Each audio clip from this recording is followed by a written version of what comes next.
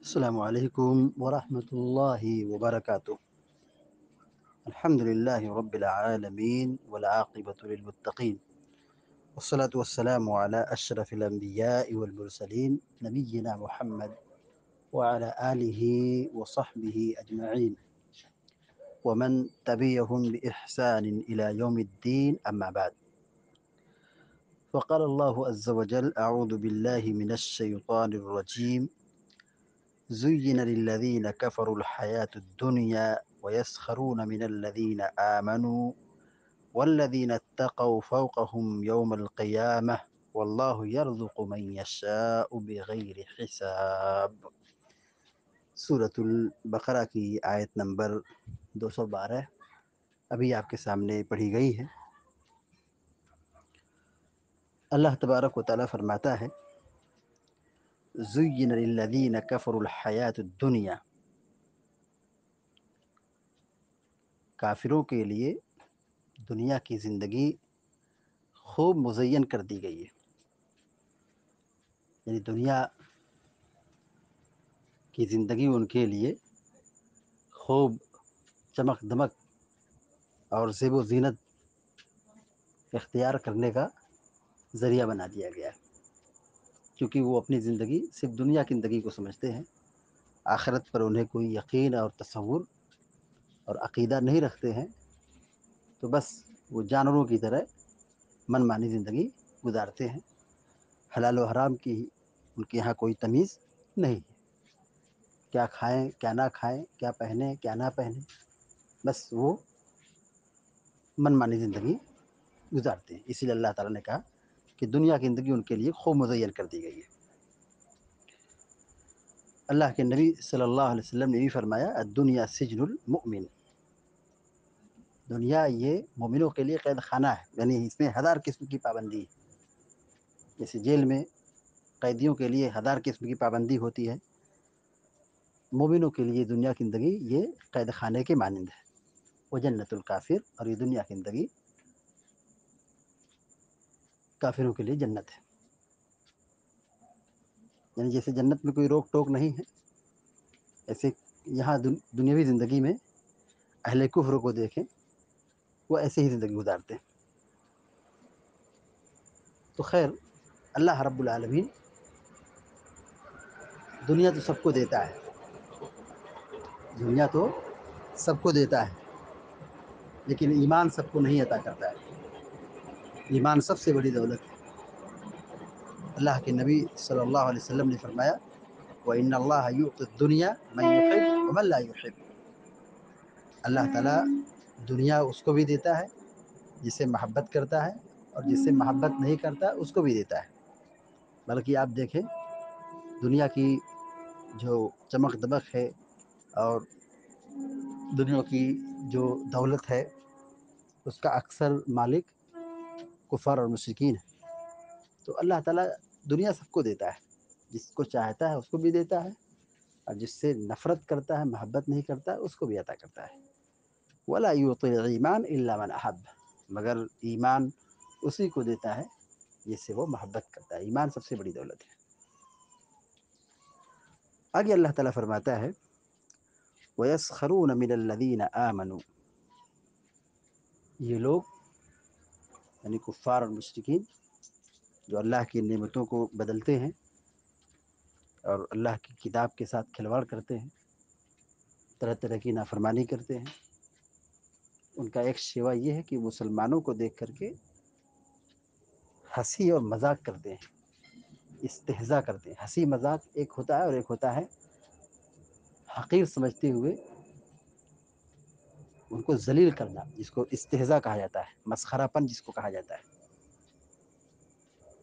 تو وہ اہل ایمان کا استہزاء کرتے ہیں، مذاق اڑاتے ہیں۔ مذاق اس لیے اڑاتے ہیں کہ وہ اپنی دولت پر اتراتے ہیں، اور اپنی دولت کو بنیاد بنا کر کے غریب اور کمزور مسلمانوں کا مذاق اڑاتے ہیں کہ دیکھو ہم تو ایسے ہیں، ہماری یہ حالت ہے، تم اللہ والے ہو لیکن تمہارے پاس کیا ہے، تم غریب ہو، فقیر ہو، لباس پھٹا پرانا ہے، کمزور ہے، تو اہل ایمان کا یہ مذاق اڑاتے ہیں. کیوں مذاق اڑاتے ہیں؟ ان کے پاس ایمان کی دولت ہے، مال کی دولت نہیں ہے. اللہ رب العالمین آگے فرماتا ہے والذین اتقوا فوقهم یوم القیامہ. یاد رہے کہ دنیا میں جو ایمان کی حالت میں تھا اور ایمان کی حالت میں دنیا سے رخصت ہوا، گرچہ دنیا میں اسے پریشانی تھی، مال کی کمی تھی، دقت تھی، مصیبت تھی، بیماری تھی، لیکن اللہ تبارک و تعالیٰ کے یہاں اہل ایمان کا مقام و مرتبہ بہت اعلیٰ ہے. اللہ نے کہا والذین اتقوا فوقهم یوم القیامہ، کہ جو اہل تقوی والے ہیں، جو اہل تقوی ہیں، جو تقوی والے ہیں، مومنین ہیں، وہ ان کے اوپر ہوں گے، ان کا مقام اعلیٰ ہوگا. مطلب کافروں کے لیے کیا ہے، مشرکوں کے لیے کیا ہے؟ جہنم ہے، عذاب ہے، پریشانی ہے، تکلیف ہے. لیکن اہل ایمان کا مقام بہت اعلیٰ ہے. یعنی اللہ تعالیٰ نے ان کے لیے عزت کا مقام تیار کر رکھا ہے، جس میں وہ سکون کے ساتھ، عیش و عشرت کے ساتھ جنت میں زندگی گزاریں گے. واللہ یرزق من یشاء بغیر حساب. اللہ تعالیٰ جسے چاہتا ہے خوب روزی دیتا ہے، بغیر کسی حساب کی روزی دیتا ہے. اس آیت کی تفسیر میں دیکھیے، تفسیر جلالین میں یہ عبارت موجود ہے زُیِّنَ لِلَّذِینَ کَفَرُوا، کافروں کے لیے مزین کر دی گئی دنیا کی زندگی. کہتے من اہل مکہ، اس سے مراد کیا ہے؟ اہل مکہ، مطلب مکہ والے، مطلب کفار اور مشرکین. الحیات الدنیا بالتمویہ فاحبوها، یعنی دنیا کو خوب مزین کر دیا گیا ہے تو ان کفار و مشرکین نے دنیا کی زندگی کو پسند کر لیا، یعنی دنیا کو ترجیح دی ہے. وهم يسخرون من الذين آمنوا لفقرهم كبلال وعمار وصہیب، کہ یہ لوگ کافر لوگ اہل ایمان کا استہزاء کرتے ہیں، ان کو حقیر سمجھتے ہیں. کیوں حقیر سمجھتے ہیں؟ اہل ایمان کا مذاق کیوں اڑاتے ہیں، استہزاء کیوں کرتے ہیں؟ کیونکہ ان کے پاس غربت ہے، ان کی غربت کی وجہ سے، مال کی کمی کی وجہ سے. اور کافروں کے پاس جو سرداران قریش تھے وہ مالدار تھے، اور بعض صحابہ کرام کمزور تھے، جیسے بلال، عمار، صہیب وغیرہ وغیرہ رضی اللہ عنہ. تو یہ ان کو دیکھ کر کے مذاق اڑاتے تھے، کہتے دیکھو یہ مسلمان ہو گئے، دیکھو ان کی حالت ایسی ہے، یہ ایمان لائے ہیں، ان کی حالت ایسی ہے. یعنی ان کے مال کی اور غربت کی وجہ سے ان کو تانا دیتے تھے. اللہ رب العالمین نے کہا والذین اتقوا فوقهم یوم القیامہ، یعنی جو لوگ شرک سے بچ رہے ہیں، کفر سے بچ رہے ہیں، تو وہ قیامت دن ان سے بلند ہوں گے، اعلیٰ مقام ان کو حاصل ہوگا، جنت میں داخل ہوں گے. واللہ یرزق من یشاء بغیر حساب. اللہ تعالیٰ جس سے چاہتا ہے خوب روزی دیتا ہے. کہتے ہیں اے رزقا واسعا فی الآخرہ او الدنیا بأن یملک المسخور منہم اموال الساخرین ورقابہم،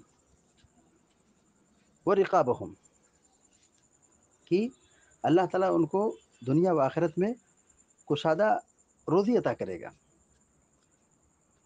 یا دنیا کے اندر ان کو یہ مقام عطا کرے گا کہ جو یہ آج مذاق اڑا رہے ہیں، جو آج ان کا آج مذاق اڑا رہے ہیں، یہی لوگ کل چل کر کے، یعنی مسلمان، ان کے مالوں پر قبضہ جمائیں گے اور ان کی گردنوں کو پکڑیں گے. والذین اتقوا فوقهم یوم القیامہ. شیخ سعدی رحمۃ اللہ علیہ لکھتے ہیں کہ فیکون المتقون فی اعلی الدرجات، یعنی جو تقوی اختیار کرنے والے ہیں وہ اعلیٰ درجات میں ہوں گے، متمتعین بانواع النعیم والسرور والبہجہ والحبور، کہ جو اہل ایمان ہیں تو وہ مختلف نعمتوں سے فائدہ اٹھائیں گے، خوش ہوں گے اور خوش و خرم ہوں گے، عیش و عشرت میں زندگی گزاریں گے. والکفار تحتهم في اسفل الدرکات معذبین بانواع العذاب والاہانہ والشقاء السرمدی الذي لا منتہى له، کہ اس کے مقابلے میں کفار ان کے نیچے ہوں گے، یعنی جہنم میں ہوں گے اور طرح طرح کے عذاب سے دوچار ہوں گے، ذلیل ہوں گے، اور ہمیشہ کے لیے یہی درگت ہوگی، پریشانی میں ہوں گے جس کی کوئی انتہا نہیں، یعنی ہمیشہ ہمیشہ اسی میں رہیں گے۔ تو کہتے ہیں ففی هذه الآیہ تسلیۃ للمؤمنین، یہ آیت مسلمانوں کے لیے بہت بڑی تسلی کا سامان ہے کہ یہ دنیا کی زندگی تو کٹ گئی، دنیا کی زندگی چند روزہ ہے، یہاں مال نہ ہو، ہاں گھر نہ ہو، مکان نہ ہو، اور ساری نعمتیں نہ ہو، دنیا کی زندگی تو کٹ جائے گی جیسے روز کٹ رہی ہے، لیکن آخرت کی زندگی اہل ایمان کے لیے بڑی پرسکون ہے، جنت کی شکل میں ان کو یہ نعمت ملنے والی ہے جہاں ہر طرح کی سہولیات موجود ہے، عیش و عشرت میں رہیں گے۔ تو یہ آیت تسلی دلا رہی ہے کہ آج ان کا مذاق اڑایا جا رہا ہے، آج ان کی غربت کا دانہ دیا جا رہا ہے، لیکن آخرت میں ان کے لیے اعلیٰ مقام ہے۔ تو اب جب یہ اعلیٰ مقام اہل ایمان کے لیے ہے اور کافروں کے لیے اعلیٰ قسم کا عذاب تیار کر رکھا گیا ہے، تو یہ کافروں کے لیے بربادی کا سامان ہے۔